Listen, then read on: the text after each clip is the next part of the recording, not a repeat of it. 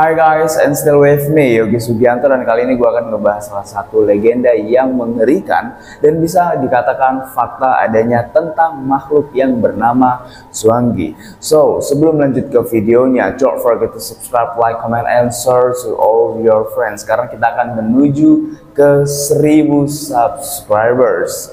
And let's talk about it, guys. Swangi adalah sebutan untuk sesuatu yang berkaitan dengan ilmu hitam, baik yang berwujud manusia maupun benda. Nah, istilah ini mungkin lebih familiar di kalangan masyarakat Indonesia Timur, khususnya di Papua. Swangi atau Swangi didefinisikan sebagai hantu yang jahat atau dukun yang bekerja dengan pertolongan makhluk halus di Papua. Dan Swangi dipercayai sebagai makhluk goib yang menyeramkan dan dapat berubah wujud dan bisa terbang menggunakan pelepah daun kelapa. Dan bahkan seseorang yang terkena serangan Swangi akan mengalami kesurupan, dan jika tidak ditangani, Swangi dapat berakibat fatal hingga menyebabkan kematian. Dan Swangi telah menjadi momok bagi masyarakat Papua karena dianggap memiliki kekuatan goib yang berkaitan dengan ilmu hitam. Oke, seperti yang dijelaskan, Swangi merupakan hantu yang berasal dari Papua. Swangi diketahui bisa berubah wujud menjadi binatang apa saja agar lebih mudah memasuki tempat tinggal korbannya, dan Swangi sering menjelma menjadi cicak atau binatang-binatang kecil lainnya. Dan gak hanya wujud yang menyeramkan, perbuatannya terhadap korban juga sangat mengerikan. Dan konon katanya Swangi adalah penduduk desa yang melakukan ilmu hitam dan memakan daging manusia untuk memperkuat ilmu sihirnya.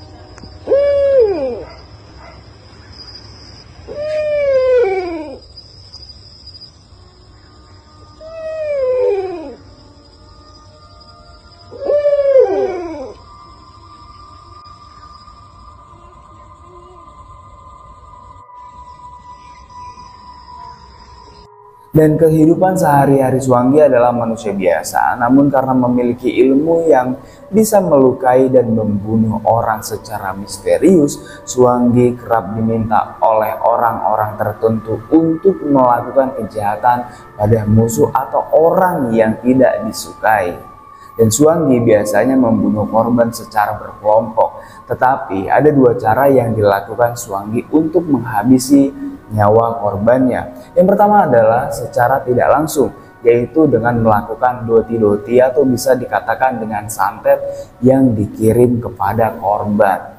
Dan sebelum mengirimkan santet, Swangi akan membaca arah angin terlebih dahulu agar doti-doti sampai ke korban yang tepat.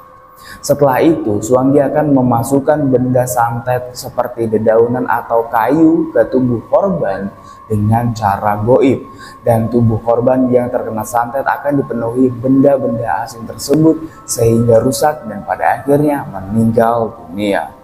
Dan cara yang kedua adalah membunuh korban secara langsung. Agar aksinya berhasil dan tidak diketahui orang lain, Swangi akan mengintai korbannya terlebih dahulu.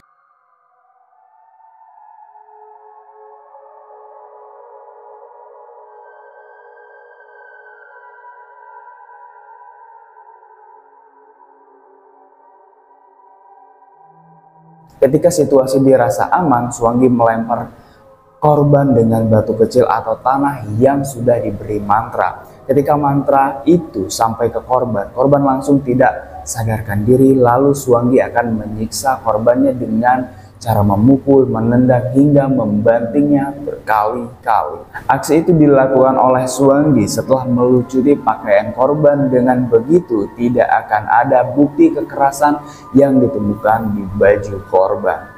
Dan kengerian ini masih berlanjut setelah membunuhnya. Swangi lantas menjilat luka-luka yang ada di tubuh korban tersebut, dan berkat ilmu hitam yang dimilikinya, luka-luka itu tertutup sendiri hingga tidak ada memar atau luka yang tampak dari luar. Karena Swangi biasanya membangkitkan korban kembali yang sudah ia bunuh untuk menutupi kejahatannya, dan korban lalu akan mati sekali lagi di depan orang lain dengan cara yang wajar, misalnya kecelakaan, terjatuh, atau yang lain-lain. Setelah misinya berhasil, Swangi akan menari dan bernyanyi di depan rumah orang yang menggunakan jasanya, dan ia juga akan memberikan potongan rambut korban ke orang tersebut sebelum mayatnya dikuburkan. Oh wow, this is so scary guys.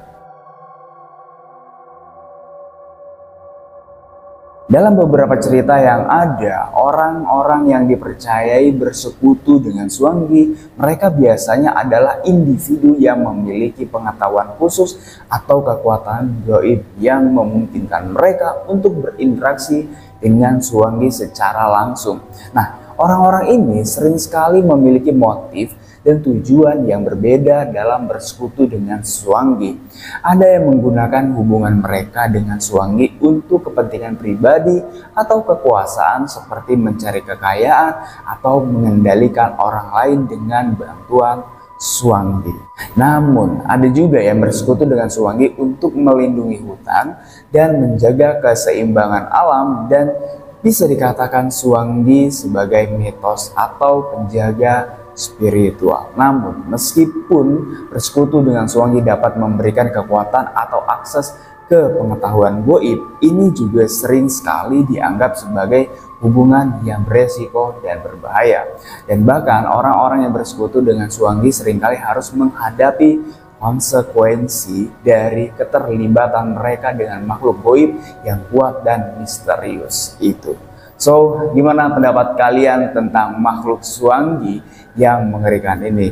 Dan kalian bisa komen di bawah. Dan menurut gue secara pribadi, Swangi bisa dikatakan makhluk mitologi yang sangat kuat dalam kekuatan gaibnya ya, dan juga sangat mengerikan. Dan bagi gue secara pribadi, tidak untuk dianjurkan untuk bekerja sama dengan makhluk-makhluk seperti itu, karena bisa memberikan sebuah mara bahaya untuk diri kita sendiri juga, bahkan orang lain.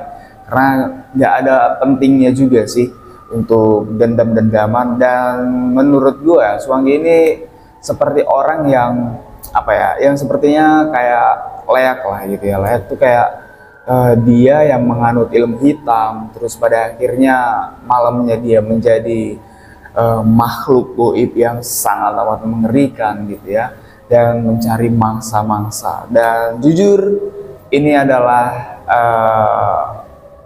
makhluk mitologi atau makhluk gaib yang ada di Indonesia Timur khususnya, yang sangat mengerikan versi gue secara pribadi. So don't forget to subscribe, like, comment, and share to all your friends. It's me, Yogi Sugianto. Bye bye.